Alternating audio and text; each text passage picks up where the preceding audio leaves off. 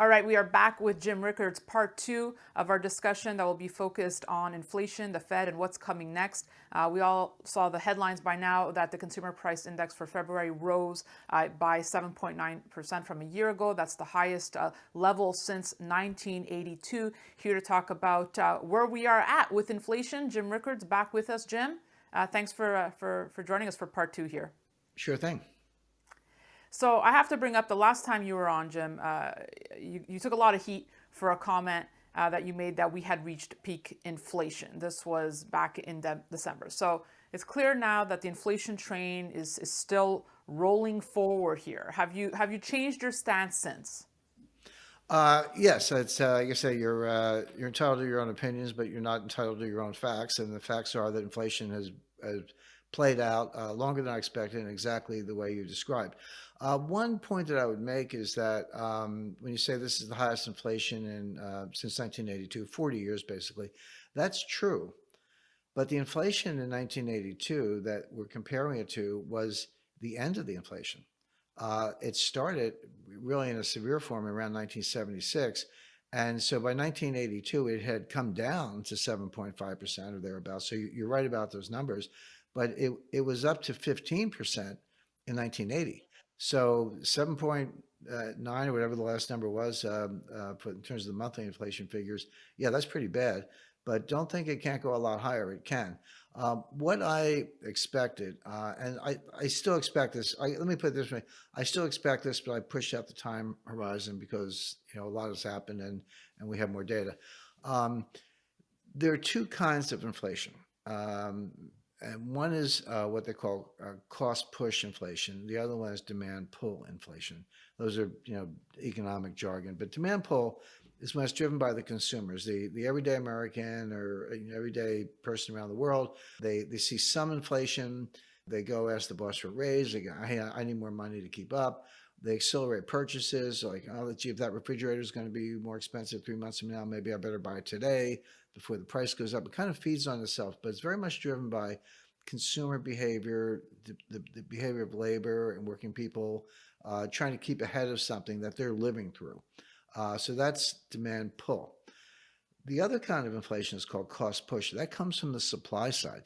That basically is, an oil embargo or a war in Ukraine or economic sanctions or supply chain disruption. It could be a lot of causes or multiple causes, but basically it's not that the consumer has so much changed his or her perspective, but they can't get stuff or the suppliers are raising the prices because, hey, our input prices are higher, so we have to raise the prices to consumers. Now you can have both. One can feed. It can start as sort of cost push, meaning it starts with supply chain disruption, comes from the supply side, but then the consumers say, "Hey, no mas, enough. I want to raise," and so it can feed on itself. The reason I make that distinction is because the Fed can possibly do something about the demand side. The Fed can squash it by raising interest rates and raising mortgage rates and deflating asset values, et cetera. The Fed can't do anything about oil. The Fed can't do anything about the supply side. They maybe people think they can, but they can't. And that was what we saw. That was how it started in the 1970s. It started with the Arab oil embargo, which went through two separate phases. One with the Arab-Israeli war, and then later with Iran. We had two separate periods of spiking gas prices and gas lines in 1974, again in 1979. But that started from a supply side that the Fed couldn't do anything about, although the Fed probably was too easy at the start of it.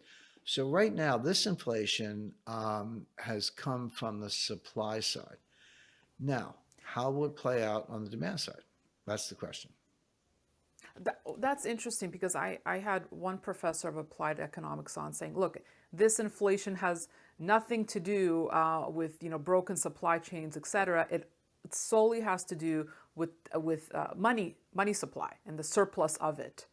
So would you say not so to that? Was that Professor Hankey or? Yes. Yeah, I know Steve. I have two degrees from Johns Hopkins, so he's very much a yeah. Steve is brilliant, great on foreign currency, great on currency boards, and a lot of other things. I completely disagree with that description, and I'll tell you why. And I've said this before. The Fed has exploded the money supply. So there's no question about that. M0 has, well, gone up by 400%. The Fed's trying to rein it in a little bit, but when you go from 800 billion in 2008 to 4.3 trillion in 2013 when they started the taper to 7 or 8 trillion, which is where it was after the pandemic in the spring of 2020. There's no question about the money printing. But that money doesn't go anywhere. It doesn't do anything. It's basically the Fed expands M0 by buying bonds from the banks. They take the bonds on the portfolio. They give the money to the banks. Money comes out of thin air, but the banks just give it back to the Fed as a deposit in the form of excess reserves. So you're inflating the liability side, which are the excess reserves, and the asset side, which are the bonds. You've inflated your balance sheet. You've increased M0, but you haven't done one thing for the economy. There's nothing about what I just described that goes into the real economy. Now, where does money for the real economy come from? It comes from commercial banks lending and consumers spending, and that shows up in velocity. And if you look at the velocity statistics, they've crashed in the last 10 years and they're still going down. So the reason so-called money printing doesn't turn into inflation is because the money doesn't go anywhere. Okay, so before we look at how the Fed plans to tackle inflation, just to be clear on where you're at, you're saying now, okay, it's not peak. You see it headed higher, and lasting for how long? What's your current thesis here? Okay, And to what level? again, well, that's why, great question. That's why I spent time on the supply side versus the demand side, because the demand side isn't really there yet. Velocity is not going up. People are noticing. I mean, they notice, and it has a huge political impact, but it's coming from the supply side. And I have spent a lot of time studying the supply chain, so I could see that. But then the war in Ukraine and the sanctions were like putting a turbocharger on it. Okay, Right. it's worse and it's going to get worse. Okay, so how does that reverse? How does that turn into disinflation and finally deflation? The answer is there's a feedback loop. When price at the pump, well, first of all, gas prices are going up. We all know that they've practically doubled, more than doubled. But people need to drive. There's some discretion, but you got to get to work. You got to visit the relatives. You're out there driving, so you don't have much choice about it. You just have to pay it. But that reduces your discretionary income. It means you're not going to buy something else. You're not going to go out to dinner. You're not going to buy a present. You're not going to buy a new TV set. There's some other thing that you're not going to buy because you had to spend more at the pump. And that would not be true if real wages are going up, but real wages are not going up. So monthly we get the employment report, and it's been showing that real wages went up, wages went up, let's say 5% on a year-over-year basis, and that's about what they've been going up. Everyone say, look, wages are going up. No, because that's 5% nominal, but we just said we have 7.5% inflation. So when you subtract the inflation from the nominal, real wages are negative. They're going down. So price at the pump is going up. Real wages are going down. People are miserable about that.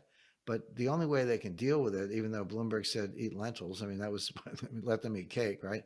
That was one of the most ridiculous columns I've ever seen. Take the bus and eat lentils instead of hamburgers. But that kind of lunacy aside, the way people adjust in the real world is they stop spending on something else. So that can slow the economy. We're seeing it already. Atlanta Fed GDP numbers have been quite low. I'm not forecasting a recession, but it wouldn't surprise me. We're seeing Okay. yield curve. We're seeing yield curve inversion, not just in the Yeah. Treasury yield curve, but look in the Eurodollar futures yield curve in the reds actually, which are not that far out. That should never be inverted. That's like one of the clearest signs of a recession you can find. You just beat me to the question about recession. I was going to say, so do you think that the Fed will be able to orchestrate this soft landing without triggering the recession? Well, no, and they failed before. We've seen this movie. Remember, they tried to do this starting in 2013. That's when Bernanke announced the taper and everything fell apart. So they delayed it, but they started the taper in, I think, November 2013. They finished the taper in November 2014. Janet Yellen waited until December 2015 to raise rates just 25 basis points and waited another year to December 2016 to raise them again. Then it was handed off to Powell. And then he began a steady state of rate increases, basically 25 basis points at every meeting. He got rates up to 2.25%. and he got the balance sheet down from about 4.5 trillion to like 3.6 trillion over the course of 2017, 2018. What happened next? October 1st to December 24th, 2018, the stock market crashed 20%. That's because, and then what did Jay Powell do? He stopped rate hikes. He stopped. I started a new taper, new QE6 or whatever at that point, and he cut rates. And then we went right into the pandemic, and rates are back to zero, and the balance sheet tripled. So he failed, and the stock market crashed in the process. So now we're doing it again. But Wall Street, it's not going to take as long to play out because Wall Street has seen this movie before. So here's the thing. This is your question. Can the Fed normalize interest rates, which I would call about 2.5%, and normalize the balance sheet, which I would call around 3 trillion, without causing a recession or a stock market crash or both? The answer is no. But the problem with the Fed is they're usually the last to know. Like I just told you, you get it. The viewers get it. But Jay Powell will be like the last one, other than some of the other governors, to understand what we just said. And so we'll probably get the recession and the crash before the Fed gets the wake-up call. But no, they can't do it. Okay, okay. So I just want to clarify because I thought you said you didn't think we'd see a recession, but you think Well, I'm not as of this minute, based on all the information we okay. have. It's hard to predict, although it's very likely. We're seeing a lot of signs that that could be true. But as the Fed goes down this path, which they not only said they're going to do, but Jay Powell upped the ante the other day, said we might do Yeah, 50 basis points. Okay, yeah, they go yeah. down that path, then they will cause a recession. That will absolutely happen. But whether it's late this year, early next year, or it could be sooner, based on. See, now here's where it gets a little more complicated because the economy, the global economy, and the U.S. economy would be slowing drastically anyway because of the sanctions and the economic war with Russia and energy shortages, etc. That would be happening anyway. The Fed has got a quadruple tightening exercise going on. So they just tapered. So that's one. They just raised rates. That's two. They previewed the fact that they might actually reduce the balance sheet. That's quantitative tightening, or QT. That's three. And then in the last dot plot, even though the dots are kind of a joke, said that they would have more rate hikes sooner than people expected. So that's a quadruple tightening. Taper's over, QE is about to begin, rates are going up, and they may be going up for a long time. That's a recipe for a recession. And on the stock market front, I mean, we already see what's happening in the NASDAQ, the tech stocks. What kind of crash are we looking at or talking about? Well, stock market crashes tend to happen very quickly. They're slower in the bond market, and global recessions build kind of slowly, and global liquidity crises they seem to happen very quickly, and they do, but they build for a while, and so we're seeing all those things. Stock market kind of is almost the last to know, but one day the stock market wakes up and says, "Oh, gee, growth is zero, recession's looming, the war's continuing." The sanctions are getting worse. The supply chain's busted. I guess we better reprice. And you can go down 20% in a matter of weeks. A matter of weeks. Oh yeah. Well, we saw that happened in Yeah. March 2020. I guess as a final point here, Jim, I want to bring up talk of the digital currency, the Fed dollar, call it whatever you want to call it. Obviously, we see the mandates coming out, Biden talking about it, and now Powell commenting on a future central bank digital currency, saying that should we see one, it would need to ensure user privacy. It would need to be identity verifiable. It would need to be intermediated and serve as a widely accepted means of payment. Okay, but I want to hone in on the ensure user privacy part, because when we talk about the coming, digital dollar, obviously the question of privacy is like, well, what about my privacy? So can you have a digital dollar that ensures a user's privacy? Does that make sense to you? Is that No. plausible? Okay. Well, All right. it needs a little bit there's a little bit of nuance there. So they can ensure your privacy vis-a-vis the rest of the world. So Daniela Cambone has her or digital wallet on, I don't know if you have iPhone or Samsung, but you got your smartphone, you got your app, your Fed app, you have an account at the Fed, it's completely digital. You're getting the central bank digital currency in the form of US dollar, et cetera, and you're paying your bills and life goes on. They can protect that against the rest of the world, but they know it. The government knows it. And that's part of the total surveillance state. And that's the way it's being rolled out in China. So it's really a totalitarian mechanism. So, I mean, they already know your whereabouts. I don't have to pick on you, me, or anybody. They know our whereabouts from our iPhones when they're on. Unless you get I have a Faraday bag, turn it off, put it in a Faraday bag. That's pretty good protection. But if you don't have that, they're following you around. But now they're going to every point of purchase. What did you buy? And getting back to our friend Christy Freeland. So, what if you voted for the wrong political party or supported the wrong political cause? And they freeze your account. So it may be private to the rest of the world, but it's not private to the government. In fact, quite the opposite. It perfects the total surveillance state. So it's 1984. And just want to bring up cryptos. I know you haven't embraced them in the past, but I saw you recently on a new crypto talk show Yeah. on Bloomberg. So, are you have a change of heart there on the crypto front, Jim? Or Uh, Not really. Here's what I would say, and I wasn't going to mention the competition, but yeah, I was on Bloomberg's new crypto show, and they were very nice to I invite me. embrace the competition, so it's all Yeah, good. exactly, because we all bring up Yeah, our game when we have tough yeah. competition. That's a good point. So I've been studying crypto closely since almost the time it came out, and part of the reason is I get constantly invited to these gold versus crypto debates, and you had the most Yes. famous one in history. Thank you. I was on the sidelines a little bit, but Frank Joustra and Michael Saylor, um, and they're fun. I participated in them. I take them seriously, but to me, it's a little bit like fish and bicycles. I mean, they're just really different. Um, but uh, but I've been struggling, researching, doing work, et cetera, trying to really understand. I know all the technical stuff. I get the algorithms, I get the caps, and I know how the mining works and the hash rate, and the price action and the technicals, and I get all that. None of that has anything to do with Bitcoin or any other cryptocurrency. The right way to think about it, or the most advanced way to think about it, is part of an electronic environment that we're all immersed in that we're not aware of because we're in it. It's I've said we don't know who discovered water, but it was not a fish. Meaning, if the fish is in the water, it doesn't know what water is. You have to take it out of the Right. water. It's like, hey, where's the water?